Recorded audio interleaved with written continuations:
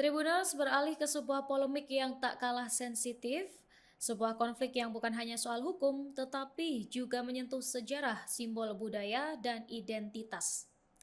Jadi kita menuju ke kota Solo, tepatnya ke Keraton Kasunanan Surakarta, sebuah tempat yang selama ratusan tahun menjadi pusat budaya Jawa, namun kini kembali menjadi sorotan karena konflik internal yang memanas.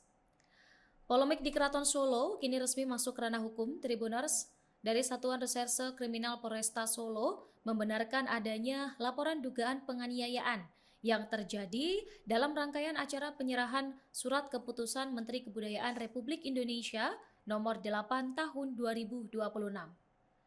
Diketahui Tribuners, acara ini digelar di lingkungan Keraton Kasunanan Solo pada Minggu 18 Januari 2026 dan dihadiri langsung oleh Menteri Kebudayaan RI Fadlizon.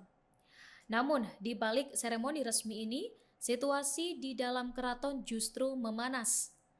Pihak kepolisian ini menerima setidaknya 2 aduan terpisah, dan menariknya, kedua laporan ini datang dari kubu yang berbeda dan sama-sama mengaku menjadi korban. Keduanya ini berkaitan dengan dugaan pelanggaran pasal 170 Kitab Undang-Undang Hukum Pidana, yakni dugaan tindak kekerasan yang dilakukan secara bersama-sama di muka umum. Informasi dari Wakil Kepala Satreskrim Polresta Solo, AKP Sudarmianto, menjelaskan bahwa laporan pertama ini masuk tak lama setelah kejadian, yakni sekitar pukul 12 waktu Indonesia Barat siang. Dan aduan ini diajukan oleh seseorang berinisial RP yang melaporkan seseorang berinisial SM atas dugaan penganiayaan. Jadi dalam laporan ini pihak yang dilaporkan diketahui berasal dari Lembaga Dewan Adat atau kelompok pendukung Pakubuwono 14 Hangabei. Sementara pelapor disebut berasal dari kubu pendukung Pakubuwono 14 Purbaya. Nah, insiden yang dilaporkan dalam aduan pertama ini terjadi di area Bangsal Siaga atau Polisen yang berada di dalam kompleks keraton. Namun cerita tak berhenti di situ saja, Tribuners. Jadi pada Minggu malam sekitar pukul 22.30 waktu Indonesia Barat, kepolisian ini kembali menerima aduan kedua. Dan kali ini pelapor berinisial TR melaporkan 3 orang sekaligus, masing-masing berinisial EW, kemudian E, dan S. Nah, aduan kedua ini memiliki kronologi yang berbeda.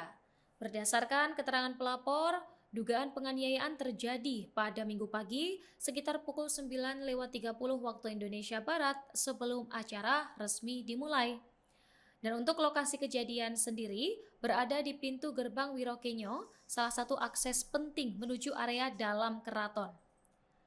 Menurut penjelasan kepolisian, insiden ini bermula saat sekelompok orang tiba-tiba berada di area Keputren, tempat pelapor dan adiknya berada. Jadi kelompok ini disebut memotong gembok pintu Gajahan, lalu bergerak menuju pintu Wirokenyo. Dan di titik inilah situasi memanas, Tribuners. Terjadi saling dorong di area pintu gerbang, dan dalam kondisi berdesakan, pelapor mengaku terjepit hingga mengalami luka lecet di beberapa bagian tubuh. Dan ketika membuat laporan ke kepolisian, kedua pelapor ini sama-sama menunjukkan bukti luka yang mereka alami.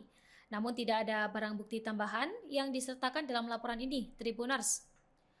Kemudian pelapor dalam aduan kedua ini memperlihatkan luka di bagian paha serta lecet pada kedua lengan.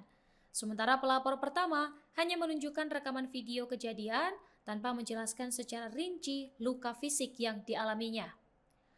Menanggapi dua laporan yang saling berseberangan ini, pihak kepolisian menyatakan akan melakukan pendalaman terlebih dahulu sebelum menentukan langkah hukum selanjutnya.